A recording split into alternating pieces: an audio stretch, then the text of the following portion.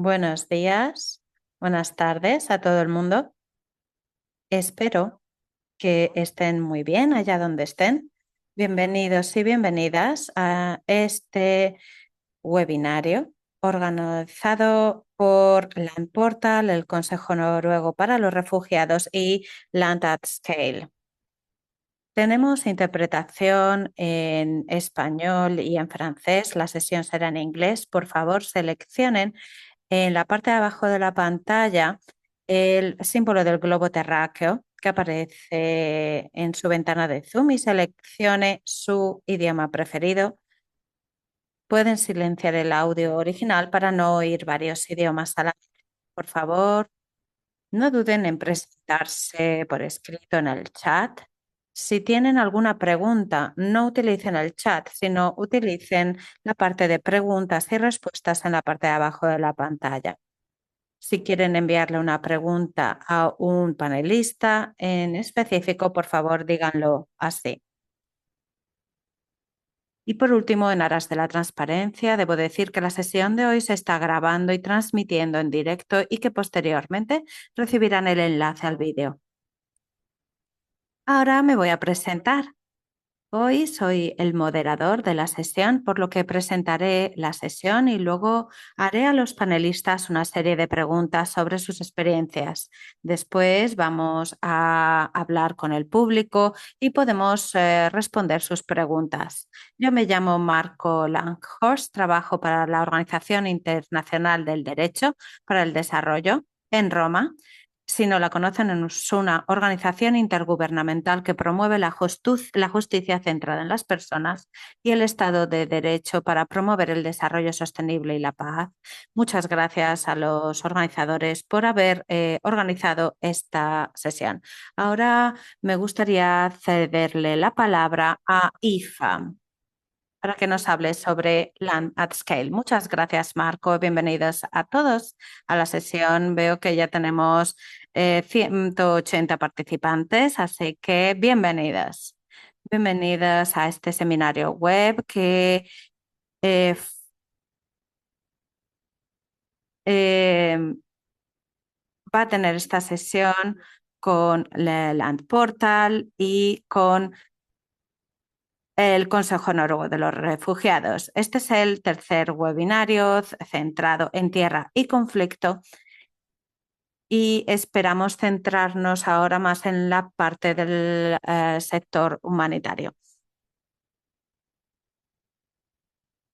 Les voy a contar que en los últimos años nos hemos centrado en este tema y esperamos también que en los próximos años sigamos trabajando en diferentes etapas, trabajamos de diferentes formas en el programa, pero en esta sesión vamos a ver ejemplos específicos junto a mis compañeros y estoy muy feliz de poder tener la sesión de hoy con ustedes, con la presentación de Marco, así que muchas gracias por moderar la sesión.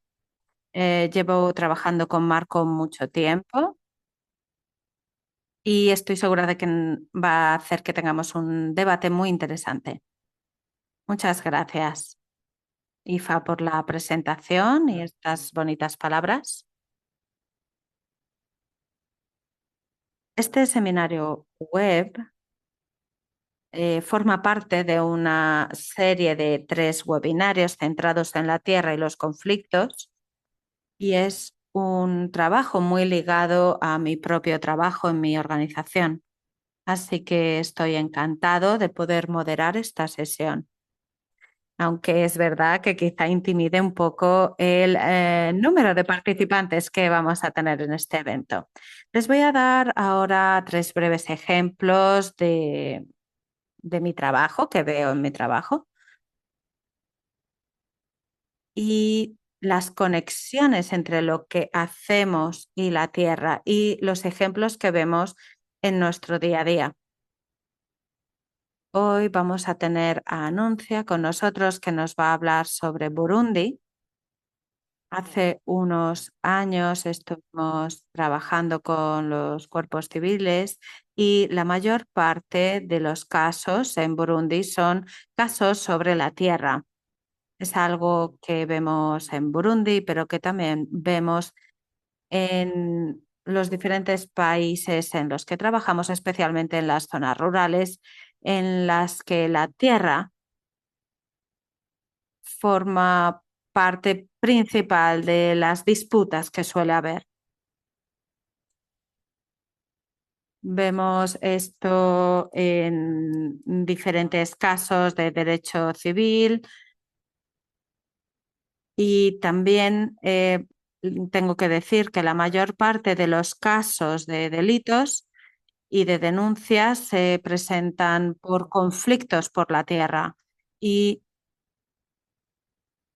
allí donde estamos trabajando vemos que hay tensiones por la tierra que se presentan de una forma o de otra. Y esto suele llevar a conflictos ampliados en el resto de la sociedad. Y esto nos lleva al tema de la sesión de hoy, que es no obstaculizar cuando llevamos intervenciones humanitarias y de desarrollo. Entonces, cuando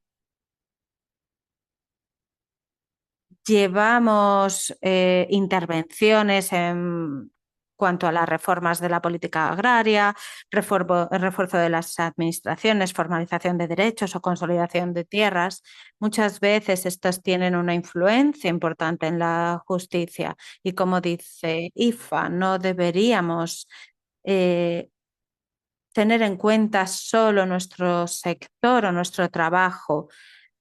Por eso hoy queremos mostrar un enfoque más amplio en cuanto a nuestras intervenciones. Imagino que ya conocen los principios de no hacer daño o no molestar, do no harm en inglés, y que se basa en no hacer daño a pesar de nuestras buenas intenciones. Es decir, tener en cuenta los efectos adversos de nuestro trabajo. Muchas veces trabajamos en entornos de conflicto y tenemos que tener en cuenta los escenarios inestables en los que estamos o las desigualdades, la discriminación, la pluralidad institucional. Todas estas cuestiones hay que tenerlas en cuenta en cuenta a la hora de establecer nuestra intervención.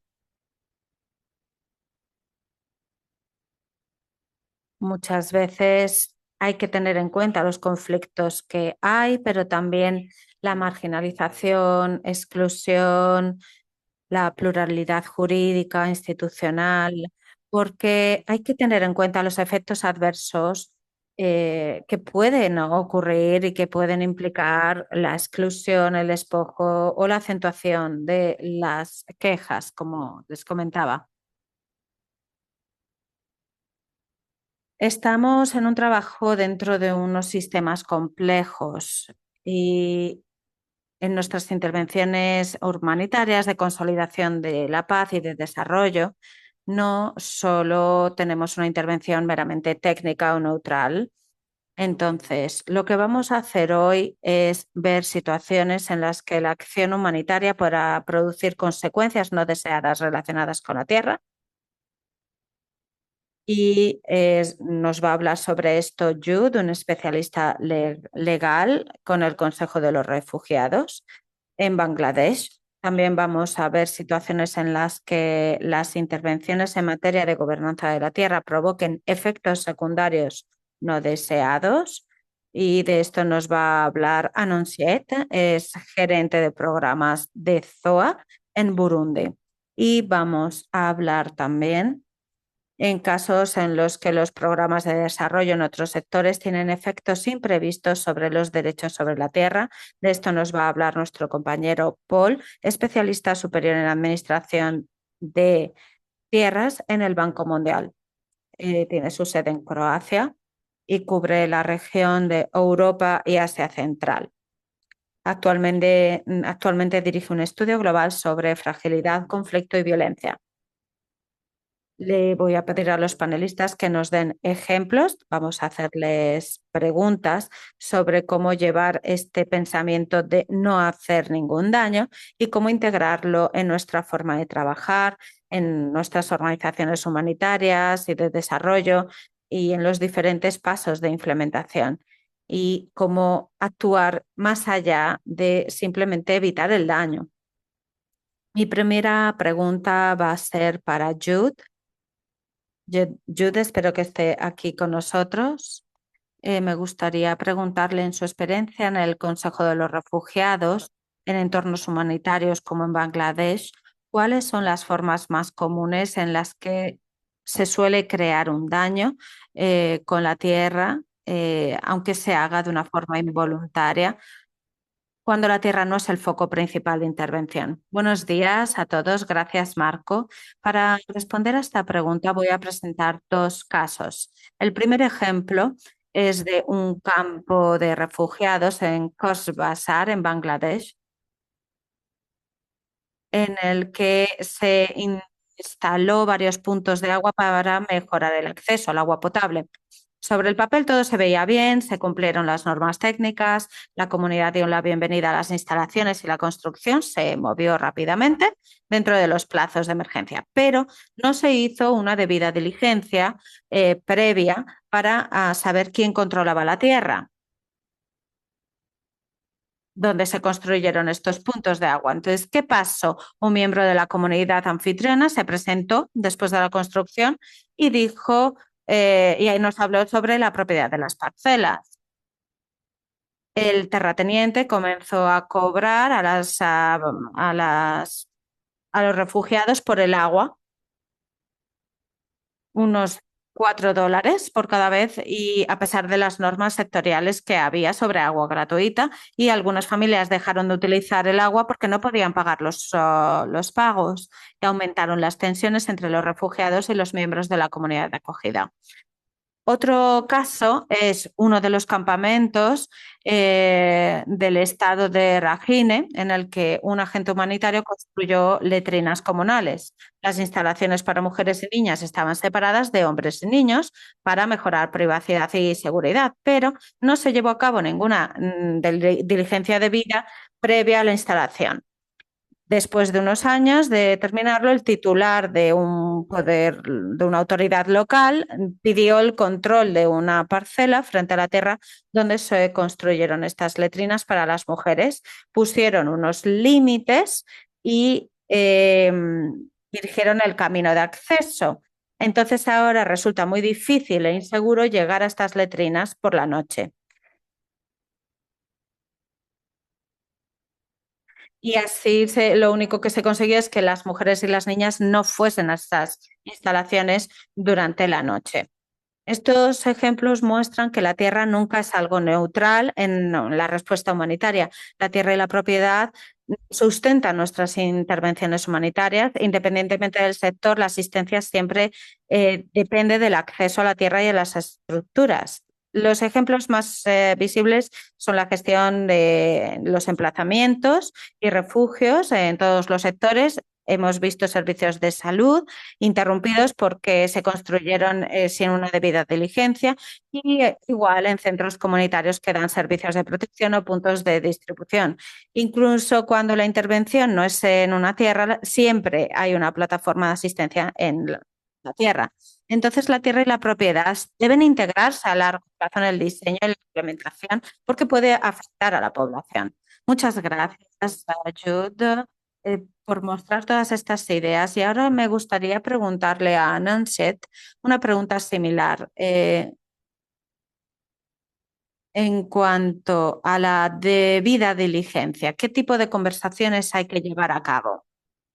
Jude, pues la debida diligencia, si se lleva bien, puede em, hablar sobre los puntos de acceso a agua, sobre las infraestructuras que se van a a construir los centros de servicios comunitarios o de protección, se hubiesen escogido de otra forma, se hubiesen mostrado otras alternativas para que la construcción se llevase a cabo en otros lugares. Si no hubiese otro lugar disponible, pues a lo mejor se puede tener una negociación o un acuerdo con el propietario de las tierras y se puede documentar todo esto para prevenir este tipo de situaciones en el futuro. Gracias. Gracias. Eh, Ahora voy a hablar, como estaba diciendo, con Anansiet para pedirle un ejemplo similar en su trabajo en SOA sobre gobernanza de la tierra. Puede compartir con nosotros eh, alguna intervención que ha tenido y qué riesgos no eran visibles en la fase de diseño y cómo se pueden evitar estos riesgos futuros. Muchas gracias. El trabajo que hacemos en Burundi, en el trabajo sistemático en la tierra y con nuestra población, se basa en la identificación y el registro de las tierras. Y lo que hicimos fue dos ejercicios en los que identificábamos las tierras que forman parte también de la reserva natural. La intérprete se disculpa, parece que hemos perdido a Nocet. Hay poblaciones también que están basadas en estas reservas, pero sin tener el derecho.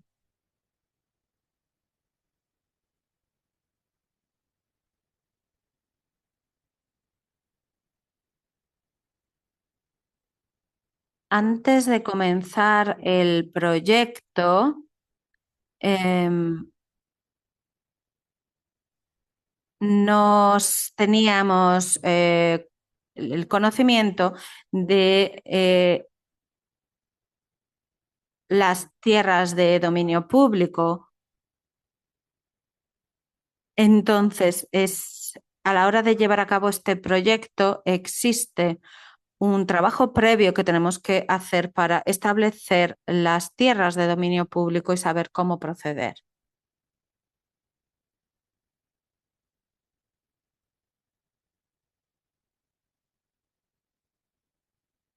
Sí, Anonset. Parece que la conexión se cortó un poco.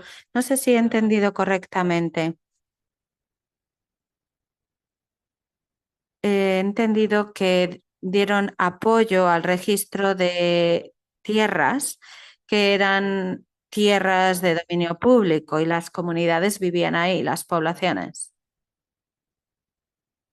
Entonces, no sé si consiguieron registrar esa tierra a nombre de los ciudadanos que las ocupaban o qué ocurrió en esta situación. Disculpe, es que se cortó y no pude escucharla correctamente. Ah, sí, disculpen. Así es, en primera parte de mi intervención hablaba de esto.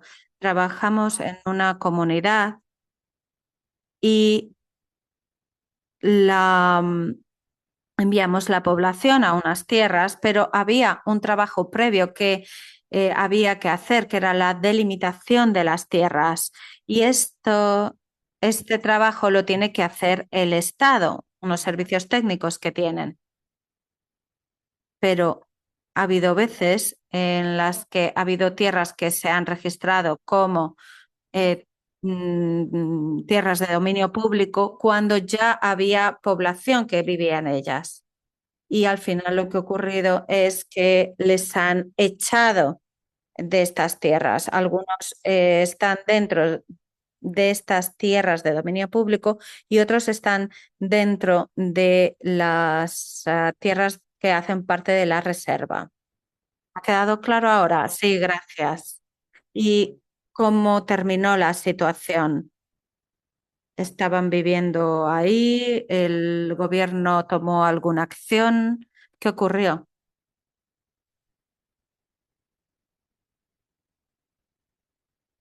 Actualmente, pues se están llevando diferentes procedimientos y se ha creado un conflicto. Ha habido varias reclamaciones al gobierno sobre estas tierras de dominio público. Estos conflictos se han documentado caso por caso, colina tras colina dentro de estas tierras y el equipo técnico del ministerio, con el apoyo de nuestro proyecto, han podido documentar y trabajar con todas estas cartas de reclamación y han desarrollado un proceso para establecer una solución. Y ahora se está llevando a cabo la validación de esta propuesta de solución. También el municipio ha enviado una carta para defenderse ante el ministerio, estableciendo que esta situación está desestabilizando la población y que la población que vive en estas colinas debe de ser la población que tenga el derecho de vivir ahí y que sus tierras el- les pertenecen y parece que va a haber un consenso del Consejo Comunal para decir que las personas que viven en estas tierras tienen que regularizarse y documentar su derecho a la tierra. Entonces, el equipo de gestión del ministerio están en estas tierras para hacer las mediciones de estas tierras que supuestamente son de dominio público y después van a hacer un informe y van a darle la solución al ministerio y el ministerio va a validar todo y va a tener una reunión en común con todos los implicados y, por supuesto, van a hacer una entrevista con él para ver cuál era el motivo de vivir en estas tierras y,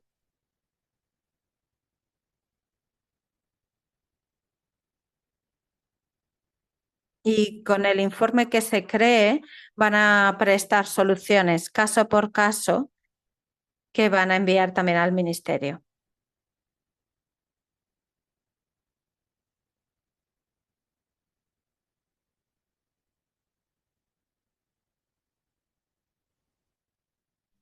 Gracias, gracias, Anuncia, por haber compartido su experiencia. En un momento quizás podamos seguir ahondando en lo que aprendieron de esta situación. Primero nos dirigimos a Paul.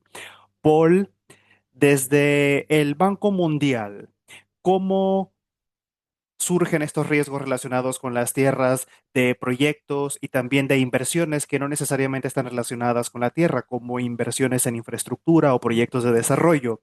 Muchas gracias, Marco. Muy bien. La, el, el Banco Mundial ha estado trabajando principalmente en dos ramas: asistencia analítica y técnica y también la inversión a través de préstamos para que los países puedan invertir, para la redundancia, en ciertos proyectos. En lo que respecta a este último, cuando hablamos de inversiones bancarias, el riesgo siempre se identifica con antelación. Entonces, primero hay que detectar los riesgos. Podemos hablar más adelante sobre estas herramientas, pero la idea detrás es que el riesgo tiene que identificarse antes de que empiece el proyecto, para que sepamos con qué estamos lidiando antes de empezar un proyecto.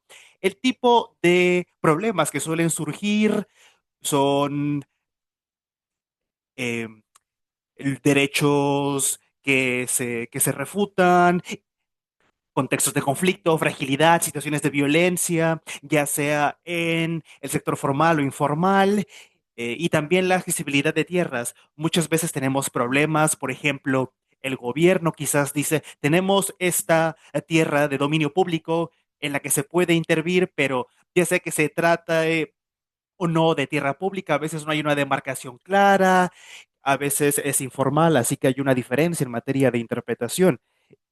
El gobierno a veces entiende una cosa y la población entiende otra en el terreno. Entonces, hay que identificar los riesgos con antelación y los mecanismos necesarios para que se lleven a cabo los proyectos. En lo que respecta al trabajo analítico, por ejemplo, tenemos una evaluación de necesidades, desastres y resiliencia, y pues estas evaluaciones están más ligadas a los territorios, los conflictos y los desastres. Y pues nuestro enfoque inmediato, o actuamos de inmediato cuando hay mayor inversión para las inversiones, porque obviamente hay incentivos de por medio y los riesgos pueden reducir los incentivos. La mayoría de los riesgos entonces se identifican con antelación, lidiamos con ellos desde las primeras etapas de un proyecto. Gracias. Muchas gracias, Paul. Entonces, ¿les ocurre que a veces los riesgos, haya riesgos no esperados que surjan durante la puesta en marcha de los proyectos? Y cuando ocurre esto, ¿qué hace el Banco Mundial o qué hacen sus socios? Bueno, va a depender del nivel del proyecto y del tipo de riesgo que surge sobre la marcha. Por supuesto, hay problemas inesperados y pues suelen ser de baja escala. Hay gente que se queja, por ejemplo, de las fronteras o de la designación de la titularidad, de las herencias o del registro de los territorios en proyectos de reconstrucción. A veces hay desacuerdos entre el Estado y los ciudadanos en lo que respecta a los territorios de dominio público y los de dominio privado. Entonces, cada proyecto tiene sus propios mecanismos de reclamo. La gente puede hacer llegar reclamos a través de estos mecanismos en el marco de un proyecto, si es que ha habido algún daño, y pues siempre se puede recurrir también a los tribunales u otras instituciones de rendición de cuentas a nivel nacional. Entonces, pues hay distintas opciones. Tenemos en cualquier caso la integridad necesaria y paneles de inspección. Los paneles de inspección son una opción a la que se puede recurrir a nivel interno. Así que va a depender de cada problema. Puede que haya problemas de mayor envergadura como corrupción o a veces, o a veces un asentamiento involuntario, lo que no ocurre siempre, pero bueno, hay que seguir las reglas del banco siempre. Gracias, Paul, por haber resumido los distintos tipos de problemas subyacentes a los que se enfrenta el banco y sus socios cada vez que haya efectos inesperados en materia de derechos. Has hablado sobre regímenes de titularidad, derechos refutados, falta de claridad, o a veces el estado de la tierra que no está claramente definido. Creo que esto va de la mano con lo que las oradoras precedentes mencionaron también. Pasemos a la siguiente ronda de preguntas y empezaremos con Jude. Jude, me gustaría que nos contaras, por favor, más sobre los enfoques de debida diligencia en la NRC. En un contexto de emergencia volátil, ¿cómo es que la NRC aplica la debida diligencia basada en derechos, en lo que respecta a la tenencia de tierras, cuando los sistemas son débiles, informales, o cuando las políticas gubernamentales no son claras? ¿Nos podrías compartir un ejemplo claro para que podamos prevenir quizás desalojos o un desplazamiento secundario? Gracias.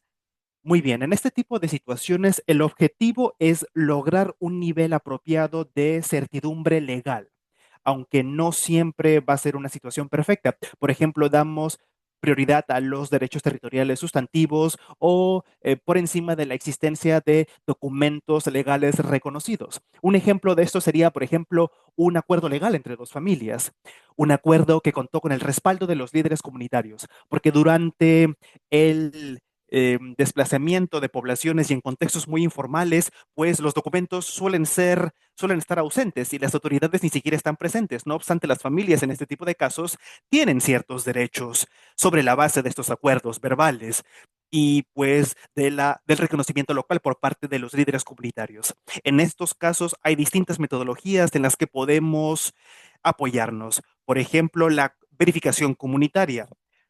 Podemos establecer desde un punto de vista histórico cuál ha sido el uso de la tierra, interactuamos con líderes comunitarios, con los vecinos, los titulares de tierras, para confirmar las fronteras, la titularidad de la tierra a lo largo de la historia, etcétera. Puede que haya documentos disponibles y que quizás no estén reconocidos legalmente por el Estado. No obstante, pueden ser documentos de respaldo que nos cuenten la historia sobre el uso de la tierra o sobre la titularidad de las tierras en este tipo de casos ambiguos. Pueden ser, por ejemplo, recibos del pago de impuestos, documentos sobre la plantación de árboles, sobre el uso agrícola de la tierra, mapas donde estén las fronteras, etcétera. También interactuamos o en actividades de mediación o negociación para lograr un acuerdo entre las partes interesadas, ya sea que haya un problema sobre el acceso o la propiedad de la tierra. Un ejemplo podría ser el siguiente. Con éxito logramos prevenir un desalojo en uno de los campos de Cox's Bazar. Este es un ejemplo que extraigo de una experiencia muy reciente. Una familia una familia rojiña se acercó a la NRC para prevenir el desalojo. Y pues había ciertas fronteras en el campo y la familia llegó en 2017 a Bangladesh. Ellos dijeron que habían recibido de permiso a la autorización verbal por parte del titular de la tierra para vivir en estas parcelas. No obstante, el titular les dijo que tenían que desalojar del refugio e irse a otra parte porque iba a construir una casa en esta parcela de tierra específicamente. Entonces, el sistema de titularidad de tierras en Cox's Bazar y en Bangladesh en general, pero específicamente en esta ciudad, es bastante complejo.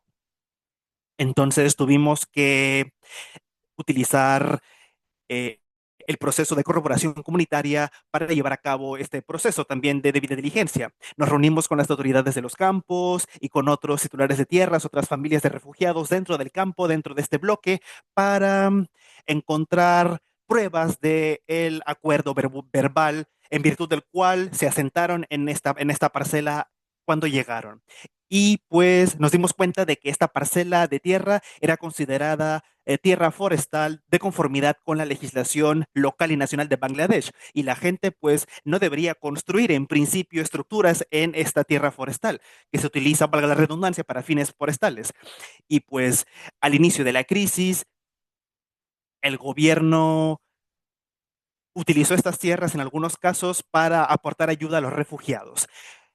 Utilizamos toda esta información en nuestras negociaciones con las autoridades de los campos y el territorio, el titular de la tierra, para hablar sobre los derechos de titularidad, los derechos de asentamiento y durante el proceso de negociación logramos un acuerdo para prevenir el desalojo de esta familia que había ingresado un reclamo. Gracias.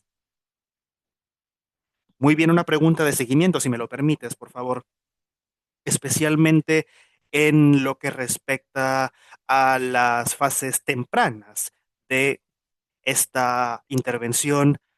Tu organización, por casualidad, tiene, no me gusta esta palabra mucho, pero tiene un paquete de herramientas o quizás alguna metodología, un protocolo para analizar este tipo de problemas.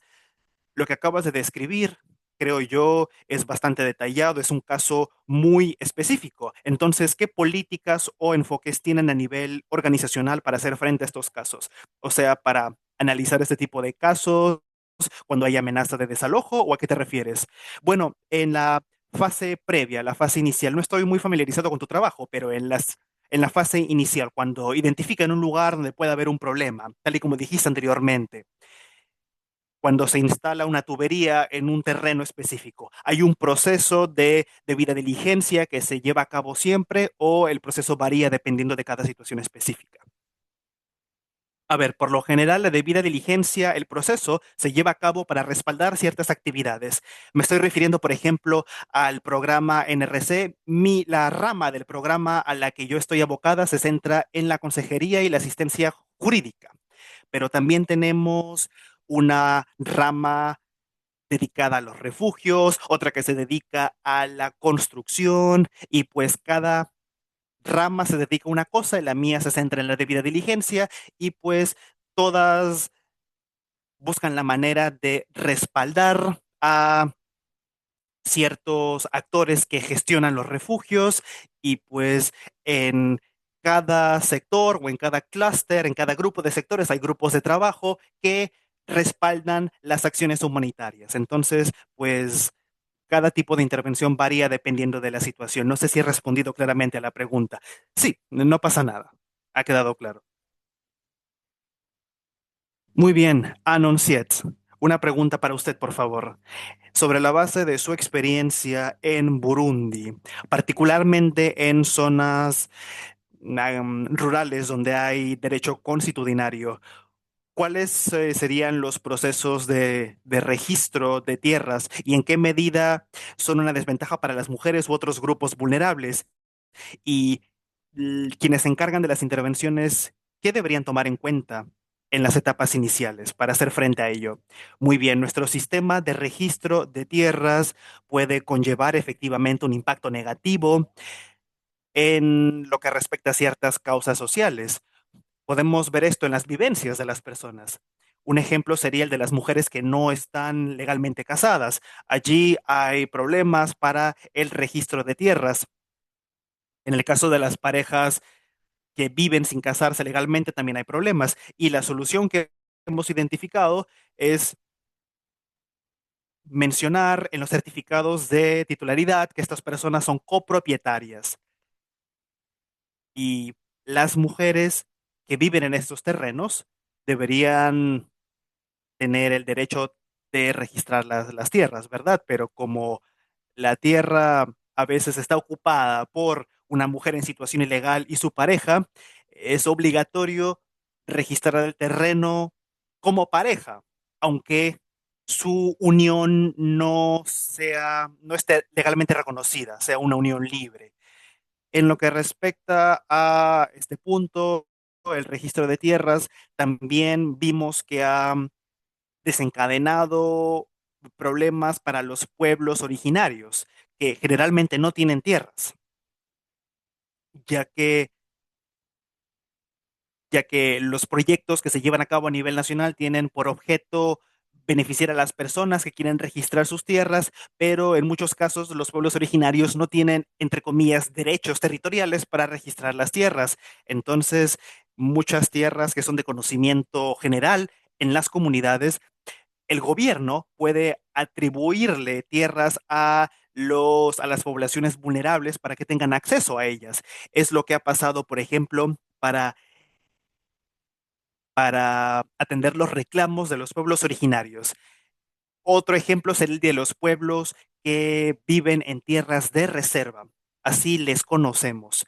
Estas poblaciones también están en una situación frágil, ya que la reserva natural es de dominio público del Estado y hay que identificar bien estas tierras porque están a nombre del Estado, salvo que las normas nacionales digan lo contrario. También se lleva a cabo un estudio a lo largo de este proyecto para cambiar o evaluar, perdón, los cambios y tuvo tres grandes fases. Este proyecto de investigación nos permitió recabar las ideas de las comunidades sobre la estabilización de los derechos y sobre la pérdida de derechos en casos específicos. El estudio se llevó a cabo con las comunidades en su conjunto y también con las autoridades de las colinas y las autoridades comunales. Esto nos permitió intercambiar ideas durante todo el proceso con estos actores y pues vimos qué tipos de códigos se utilizan en las colinas, en cada una de las muestras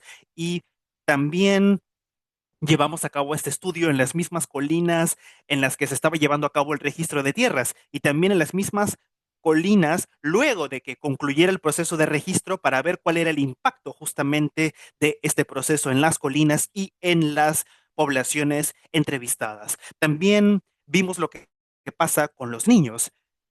Cuando los padres están en el proceso de certificar las tierras para tener acceso a créditos, a microfinanzas, bueno, los certificados de titularidad se pueden hipotecar y pues vimos en qué medida los padres y las familias podían verse beneficiados, beneficiadas. Nos dimos cuenta de que la situación varía de un hogar a otra y la tierra al final siempre la gestionan los padres cuando reciben sus títulos y luego los hijos, las hijas pueden verse beneficiados y beneficiadas. Es lo que fuimos identificando, este tipo de factores un poco silenciosos. Eso sería todo por mi parte. Gracias. A ver, si no me equivoco, entonces ha habido un trabajo en el terreno en lo que respecta a los certificados de registro de tierras en el sur de Burundi desde el año 2013-2014, si no me equivoco. Entonces han transcurrido bastantes años, hay muchas experiencias acumuladas en el terreno y pues me pregunto si todos estos datos recabados pueden ayudar a proteger los derechos de las mujeres casadas, ya sea que su matrimonio esté legalmente reconocido o no, de manera tal que tengan derechos las mujeres, las viudas, las hijas biológicas de las familias o las personas que viven en comunidades vulnerables. Todos estos factores que acabas de mencionar ya eran de conocimiento de todos desde un inicio o son cosas que fueron aprendiendo a medida que transcurrían los años. ¿Fue posible o les fue posible enmendar, modificar su proyecto para aportar respuestas ante lo que identificaron o no? Sí, había situaciones que ya conocíamos antes, porque en el 2016 en la misma comuna se llevó a cabo un trabajo para la resolución de conflictos, un trabajo sobre la resolución de conflictos. Y este trabajo lo había solicitado el gobierno provincial, ya que la comuna, pues es una comuna en la que hay bastantes migrantes, gente que viene de otras provincias, está en la frontera con Tanzania y Congo, entonces hay bastante movimiento fuera y dentro de los países vecinos y pues esta comunidad se veía afectada también por las crisis que afectaron al país en su totalidad. Así que había muchas personas repatriadas, había conflictos complejos entre repatriados y residentes. Había parejas, digamos, polígamas, bastante numerosas en comparación a otras comunas, porque había bastantes migrantes. Los hombres se van a Congo, se van a Tanzania, dejan a sus mujeres en la comunidad y regresan con otra mujer. Y también pues tienen bastantes hijos, por todos lados, por doquier. Las personas que migran a otras zonas o las que vienen de otras provincias. Hay hombres que dejan a sus mujeres en otras provincias y que llegan al lugar y encuentran otras mujeres y tienen hijos. Así que pues descubrimos situaciones o ya sabíamos algunas situaciones antes del proyecto, pero mientras se llevaba a cabo el proyecto descubrimos otras cosas que nos permitieron lograr mayor flexibilidad para los titulares de tierras y para adaptar nuestro proyecto. Me refiero específicamente al caso de las parejas cuyo matrimonio no tiene reconocimiento legal. Tuvimos que adaptar el proyecto para ver con otros actores de Burundi cómo registrar las tierras en el caso de parejas que no estaban legalmente casadas. Así que optamos en estos casos por registrar a la tierra con copropietarios. Las mujeres y los hombres de estas parejas se esforzaron para tener acceso a esta tierra y pues vivían allí juntos. Entonces lo apropiado era que la registren como copropietarios. Y nos dimos cuenta de que en estos casos había mujeres que perdían derechos. Ese sería un punto adicional. Perdón, Anunciate, perdón que te interrumpa, pero me cuentan que no estoy manejando bien el tiempo y tenemos que pasar ahora a las preguntas del público. Lamento mucho interrumpirte, pero igual muchas gracias por habernos explicado la riqueza de esta situación. Me ha quedado claro que pudieron descubrir otros problemas mientras se llevaba a cabo, perdón, el programa y que luego pudieron hacer ajustes de manera adecuada. Gracias, Paul.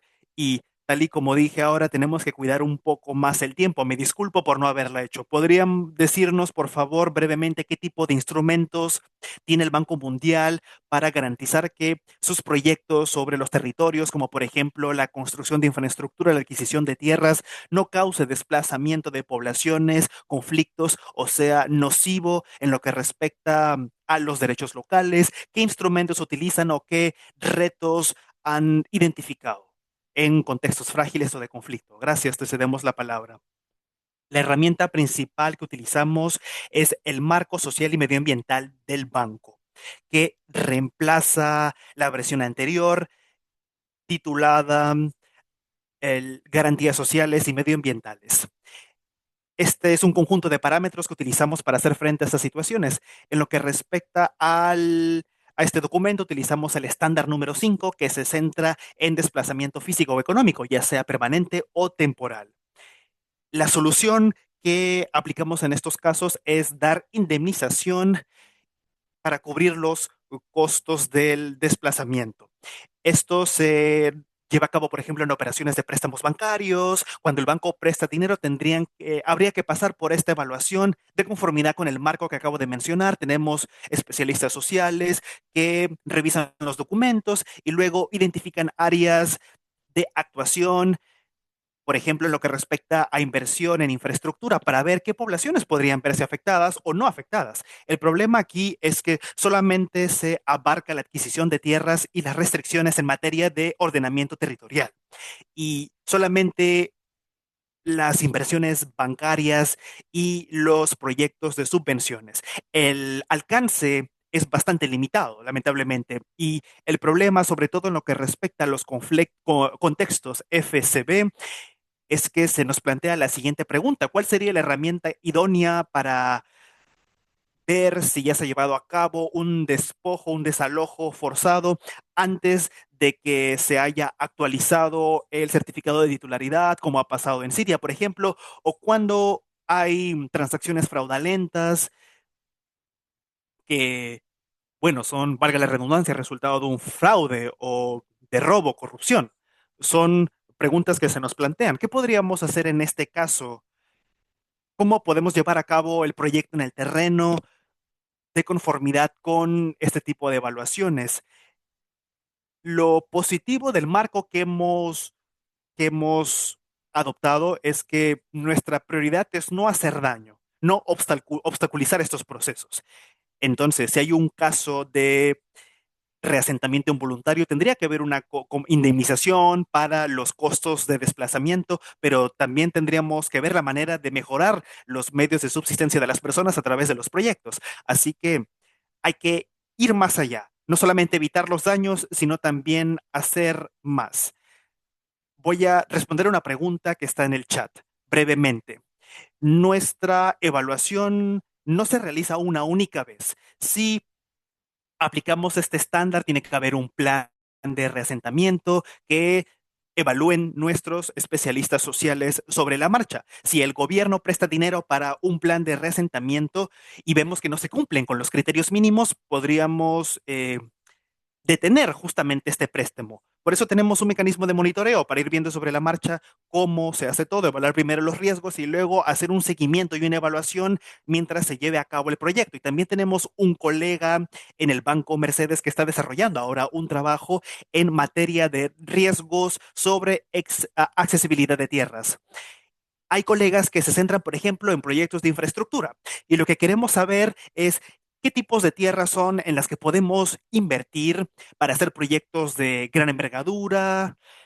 Y bueno, cuando la titularidad no está clara, obviamente, si esto no es de conocimiento de todos desde un inicio, la situación va a ser bastante compleja. Tenemos que ser proactivos entonces para identificar los riesgos que podrían surgir, o riesgos un poco más imprevistos, digamos, y hay que hacerlo todo de manera integral. Algo bastante breve, Paul, este seguimiento que hacen, lo que acabas de mencionar, durante la puesta en marcha de los proyectos, ¿quién se encarga de ello? ¿Cómo lo hacen? ¿Sería la misma persona que se encarga de la gestión o quién, el mismo gestor del proyecto o de la inversión, o hay algún actor independiente o externo que se encargue de ello?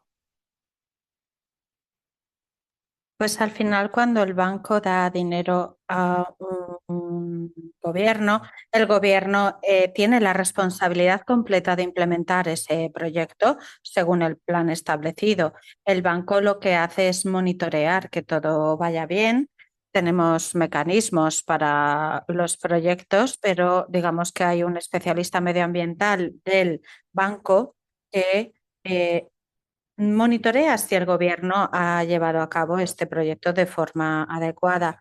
Digamos que hacemos una orientación, supervisamos, pero al final es la responsabilidad de ellos eh, llevar a cabo ese proyecto, porque si no, se pone en juego el dinero. Muchísimas gracias por mostrarnos qué podemos hacer de forma más positiva, más allá de no causar ningún daño. Y ahora vamos a ir ya avanzando hacia nuestra conversación. Volvemos con Jude. Jude, ¿cómo equilibran los agentes humanitarios la presión entre el tiempo y la escala con las normas de protección en cuando hay problemas relacionados con la tierra, en cuanto a la aplicación, especialmente en entornos protegidos o zona de acogida? Pues en situaciones de emergencia, el tiempo puede socavar la protección. Muchas veces la debida diligencia puede ralentizar la implementación y muchas veces se necesita dar estos servicios de forma muy rápida, pero sin causar daño. Yo en mi experiencia he visto cómo la debida diligencia a menudo crea problemas mayores más adelante. Siempre queremos tener una debida diligencia durante el diseño, pero en realidad muchas intervenciones avanzan sin ella por la presión del tiempo y las prioridades de operación. Entonces, cuando esto sucede, suele haber más adelante problemas con la tierra en la implementación o también a la hora de hacer las actividades y puede establecer serios riesgos de protección para las personas desplazadas o de reputación para las organizaciones y al final que se desperdicien recursos. Les voy a comentar un ejemplo. En Burkina Faso hubo un desplazamiento interno y un agente de los refugiados procedió a la planificación de un emplazamiento y construyó refugios sin la debida diligencia. Y después una persona presentó una reclamación sobre la propiedad de esta tierra y al final tenía razón y se tuvo que destruir los refugios, se tuvieron que quitar y esto retrasó la prestación de los servicios de emergencia. Entonces, cuando surgen estos problemas con las tierras, siempre hay cosas que se pueden hacer. Podemos establecer un primer paso de evaluación de los riesgos para ver quién controla la tierra, quién podría haberse excluido o perjudicado si hay desalojos o disputas o pagos informales. También se puede establecer una resolución de los litigios a la hora de establecer un diálogo entre las partes para llegar a un acuerdo.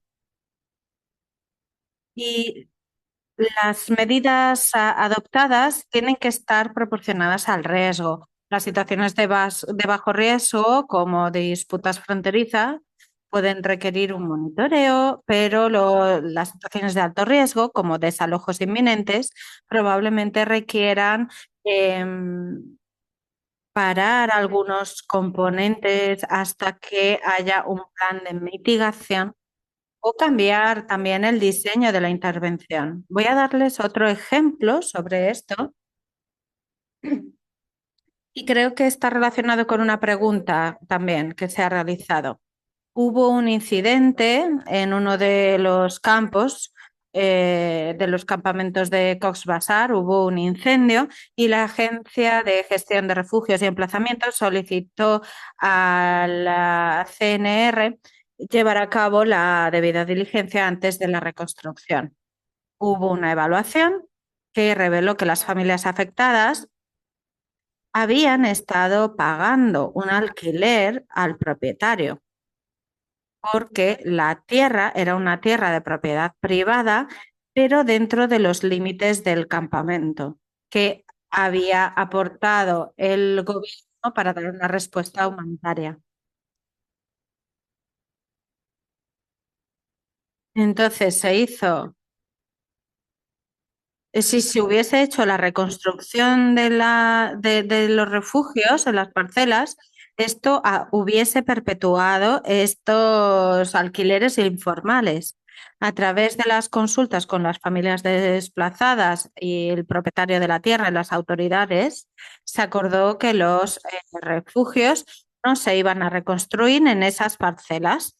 Se encontró una ubicación alternativa para las familias y se construyeron los refugios ahí. Mientras tanto, nosotros seguimos abogando por establecer acuerdos gratuitos sin que haya que tener ningún alquiler para los refugiados que viven en esos campamentos. Pero también hay que reforzar la responsabilidad del gobierno de compensar a los propietarios privados cuyas tierras están dentro de estas áreas de campamento de refugiados. Muchas gracias. Ahora le vuelvo a pasar la palabra a Anunciet. Anunciet, ¿podemos volver a hablar de lo que estábamos hablando antes? Una vez que ya saben las consecuencias de su proyecto, ¿qué pasos pueden dar para evitar los efectos negativos y cómo lo establecen así en su proyecto? Y si puede limitarse a 3 minutos de respuesta, perdón. En cuanto a la pregunta en la implementación,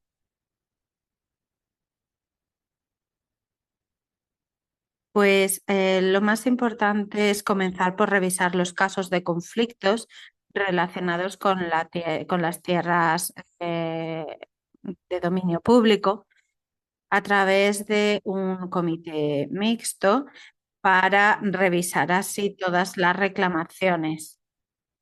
En cuanto a la administración pública,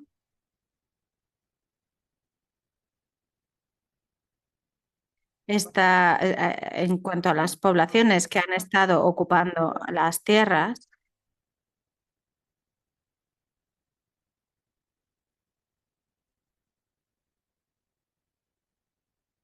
pues lo que ocurrió es que al final el gobierno local dio su opinión y consiguió regularizar la situación de las personas que vivían en estos campos. Se hizo también una identificación de las mujeres líderes que se ocupaban de la concienciación en la comunidad y también para que supiesen cuáles eran sus derechos de acceso a la tierra. Hay una situación preocupante en cuanto al pueblo Batwa,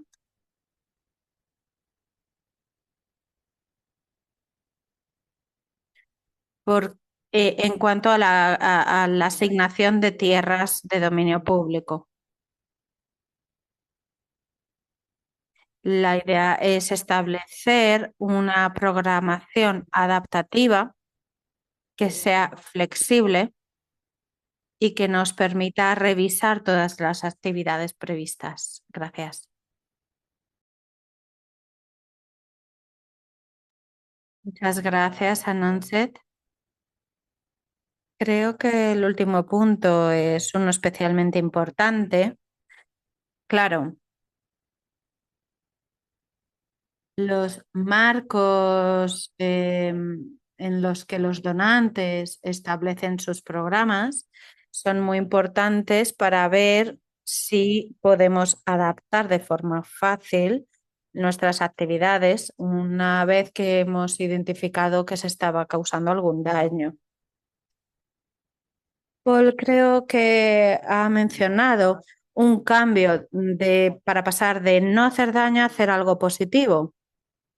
¿Cómo se ve este enfoque de no perjudicar más las inversiones relacionadas con la tierra y cómo ayuda a aumentar la resiliencia en lugar de solo gestionar el riesgo? Gracias. Bueno, ya he mencionado el marco medioambiental del banco y cuando algo implica una intervención en la tierra, tenemos que ver, ¿no?, si podemos hacer algo más para poder conseguir nuestros objetivos de desarrollo.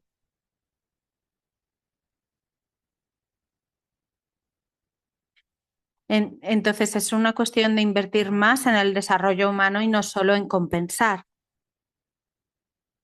Muchas veces eh, la respuesta más fácil es pensar en qué objetivo de desarrollo tenemos. También tenemos que ver cómo se pueden financiar. Tenemos un fondo de reserva financiado por el gobierno danés, así que muchas gracias, que está em, enfocado en construir esta resiliencia. Tenemos que recordar que en general tenemos bastante claro qué tipo de impactos y de daños se pueden causar debido al desplazamiento, por ejemplo, desalojos forzados. Entonces, tenemos que ver cómo ajustar nuestras acciones de una forma más proactiva.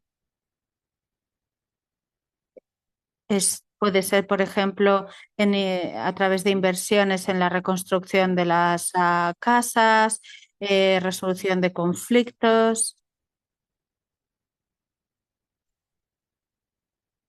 Sabemos que el registro y el catastro muchas veces no están actualizados y esto muchas veces puede causar problemas a la hora de solicitar compensaciones.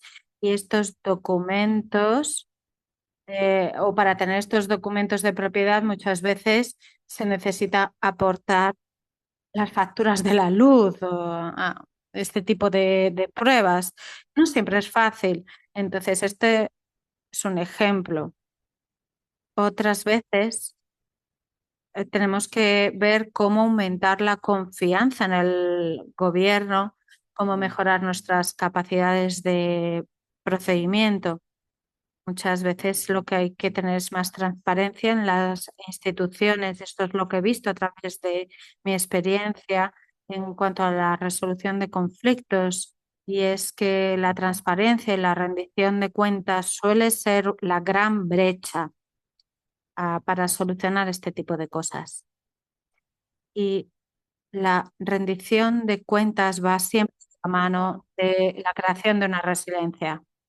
Muchas gracias, Paul. Esto me hace pensar en los diálogos en cuanto a la estrategia de la Unión Europea y su programa de inversión también.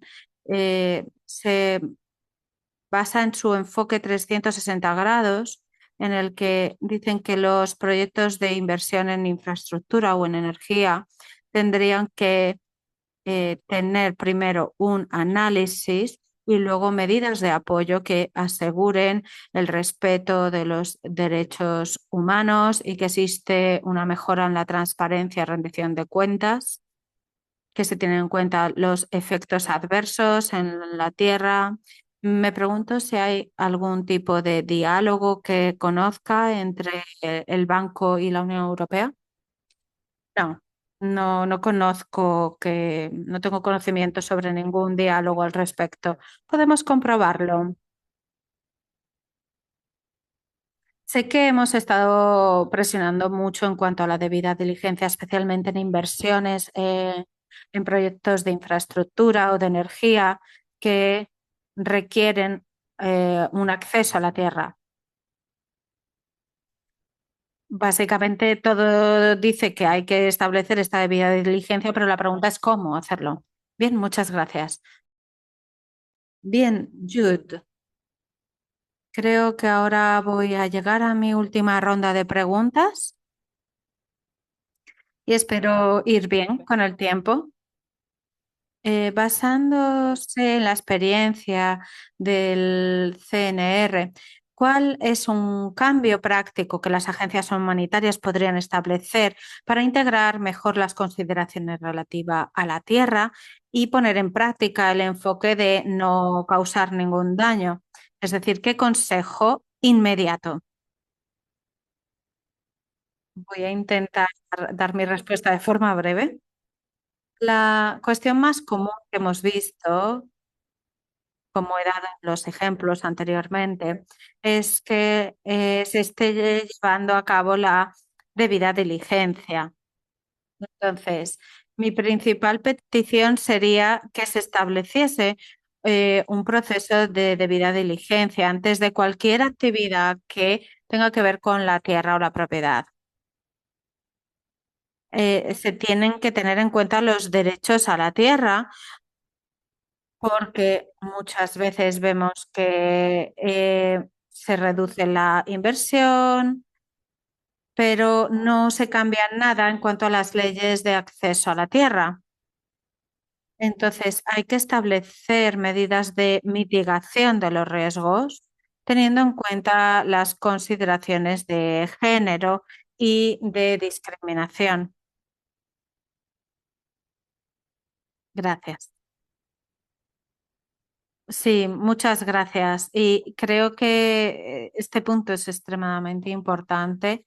En mi experiencia, en estos años pasados, es que aunque establezcamos una matriz de riesgos, siempre hay que tenerlos en mente a la hora de implementar nuestro proyecto. Y es muy bueno seguir utilizando esta matriz y actualizándola.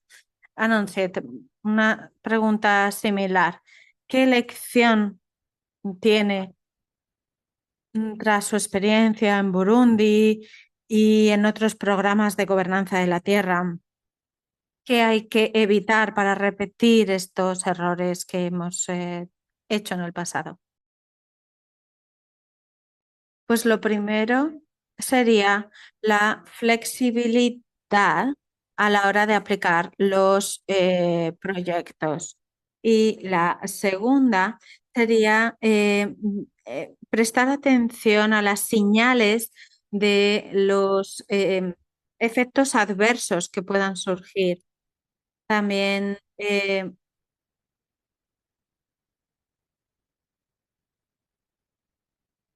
muchas veces hay que tener en cuenta el tiempo que va a llevar un proyecto y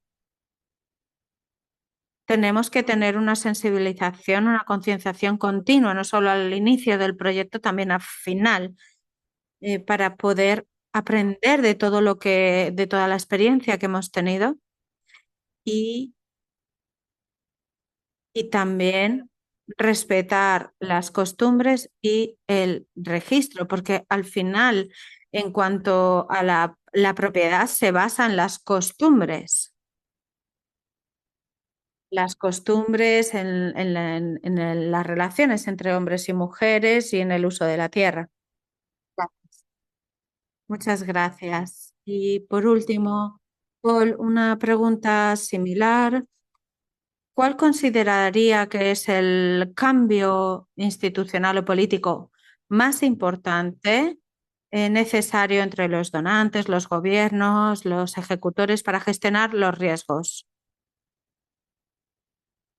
Pues simplemente creo que se necesita una voluntad y una aceptación para participar en las discusiones políticas difíciles. Eh, Compañero Reno, creo que no está, pero muchas veces decimos que necesitamos un proceso de restitución de tierras Y muchas veces decimos, bueno, estas son las 10 preguntas que te tienes que hacer antes de establecer un proyecto. Entonces, a veces esto lleva decisiones políticas difíciles de la mano. Y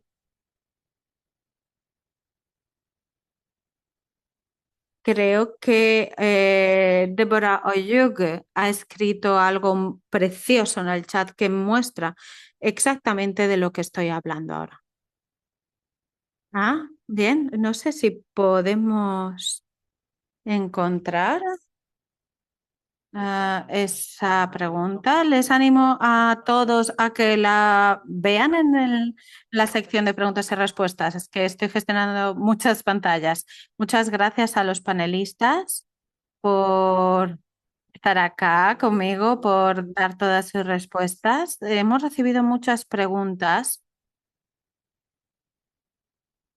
Tengo una primera de Exen Dorneles de Andrade, que dice que el mayor problema de los pueblos indígenas es la falta de confianza con el gobierno. ¿Qué poder tienen las comunidades frente al gobierno y las grandes empresas cuando quieren construir, por ejemplo, una carretera, una presa, cuando insisten en criminalizarlos, intimidarlos?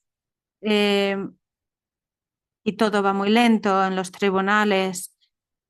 ¿Cómo pueden hacer? No sé quién de entre los panelistas siente que puede responder a esta pregunta.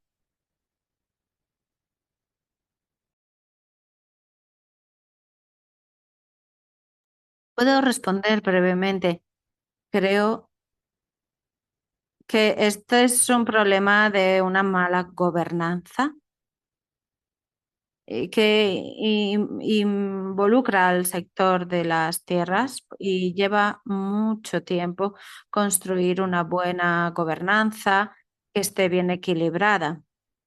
Y no es algo que puedo responder rápido y tampoco es algo que se pueda establecer em, de forma fácil ni rápida. Es algo que muchas veces lleva hasta 5 años. Muchas veces lo que vemos en el banco es que muchas veces trabajamos a través del gobierno y claro, el gobierno tiene que tener la confianza de los ciudadanos cuando pide un préstamo para hacer un proyecto. Entonces hay que tener una transparencia y una rendición de cuentas del gobierno frente a sus ciudadanos. Entonces es una cuestión de gobernanza. Gracias, Paul. No sé si tengo que hacer esto como moderador, pero esta pregunta eh, me lleva a pensar que nosotros muchas veces, como una institución que respeta el Estado de Derecho, nos preguntamos, por ejemplo, en situaciones en cuanto al registro de la tierra, ¿cuál es el objetivo de invertir tanto dinero para certificar cientos de miles o millones de hectáreas de tierra y dar títulos de propiedad si el gobierno es corrupto y si no se consigue aplicar las decisiones judiciales? ¿Cuánta, cuánta certidumbre legal podemos esperar en este tipo de situaciones? Estoy de acuerdo contigo, como hemos dicho antes. No tenemos que actuar de forma aislada, sino que hay que analizar toda la situación teniendo en cuenta todas las perspectivas. ¿Hay algún otro panelista que quiera responder? La siguiente pregunta, que es de Alex Martua Constantinidi. Es una pregunta que decía para Paul, cuando el Banco Mundial ya ha hecho su primera inversión en un proyecto y el gobierno local no ha seguido la ESS5 para el desplazamiento de las personas y hay un desplazamiento sin compensación y no se recogen datos. ¿Cuál es el posicionamiento del banco en cuanto a este riesgo? ¿Va a retirar esta inversión? ¿Quién paga esta mitigación? Pues sí, el ESS5 tiene varios pasos establecidos y es verdad que tiene que haber un plan de reasentamiento y tiene que estar supervisado por un especialista sociomedioambiental del banco para asegurarse de que se lleve a cabo. Y si no se lleva a cabo, si el proyecto se puede poner en stand-by, es decir, las actividades del proyecto se pararían. Muchas gracias. Y tengo una tercera pregunta más basada en la parte humanitaria.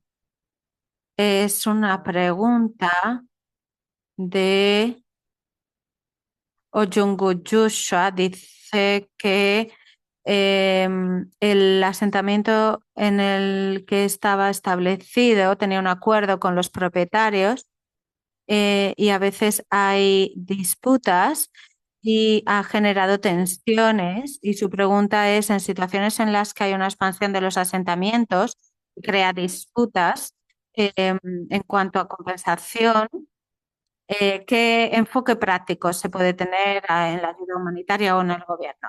Pues muchas veces hemos visto cómo estos asentamientos de refugiados van aumentando, cada vez más, se necesita más espacio. Esto ha, ha- ha terminado en que haya falta de espacio, mucha gente se expulsa o se han tenido que ir los refugiados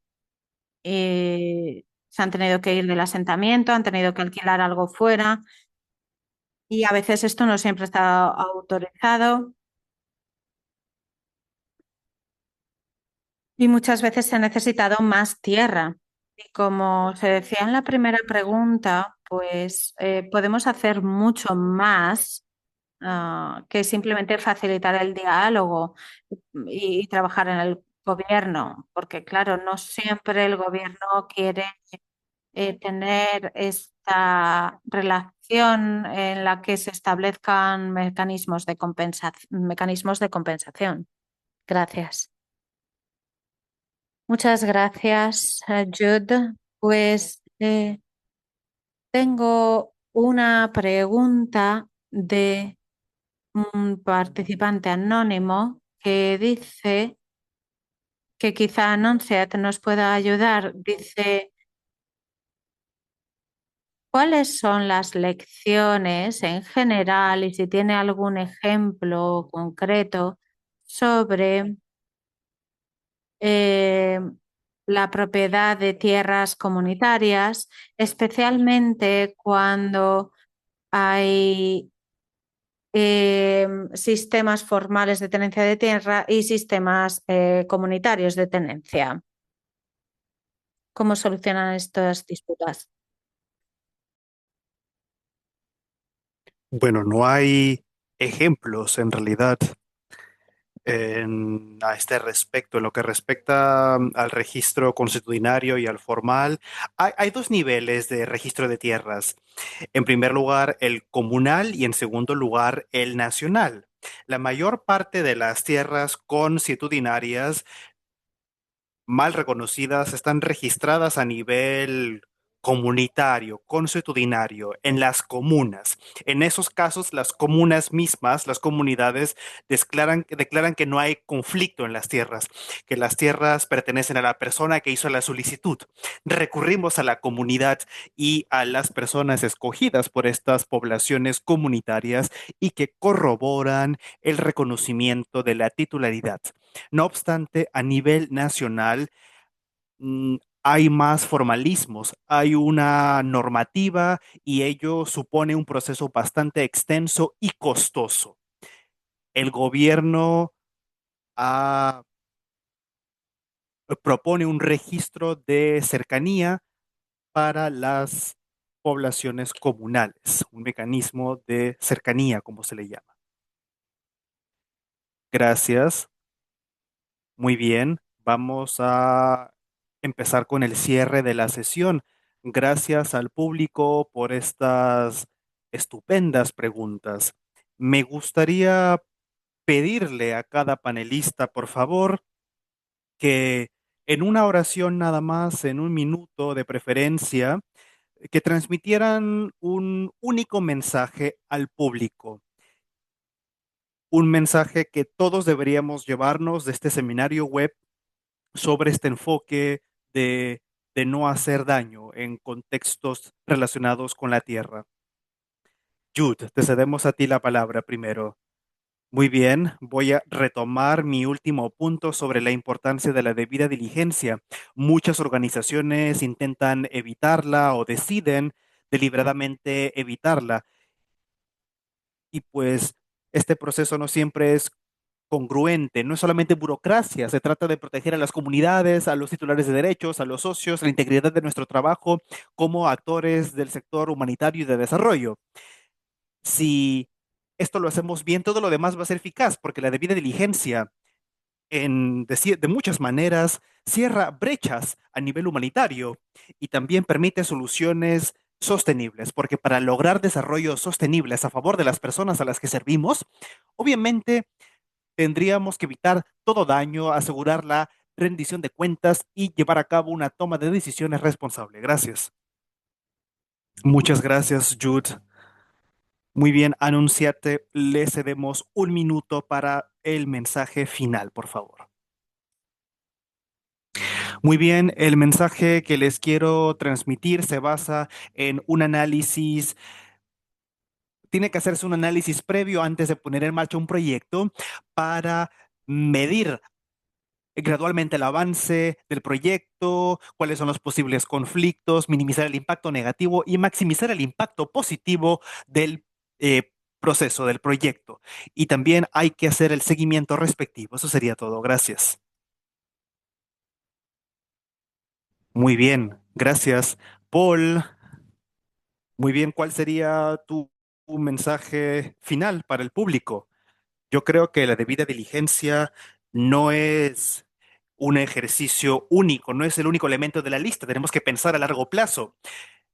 Hay que definir qué quiere decir debida diligencia, qué evaluaciones tenemos que hacer, que tenemos que reevaluar también a medida que pasa el tiempo. Cada oportunidad que tenemos hay que aprovecharla para aumentar la resiliencia de las tierras y respaldar nuestro trabajo humanitario, nuestros proyectos de desarrollo. Estas oportunidades tenemos que aprovecharlas y tenemos que comunicarnos, comunicar la importancia de estos proyectos más allá de del ámbito de las tierras, porque el dinero abocado al desarrollo está en todas partes y hay que explicar por qué es importante. Muy bien, gracias. Te agradezco a ti también, Paul. Agradezco a todos los aquí presentes por haberse unido a la reunión de hoy. Espero hayan, que les haya parecido interesante el debate de hoy. Creo que me queda a mí en el aire una pregunta nada más sobre la practicidad de recabar comentarios en este programa.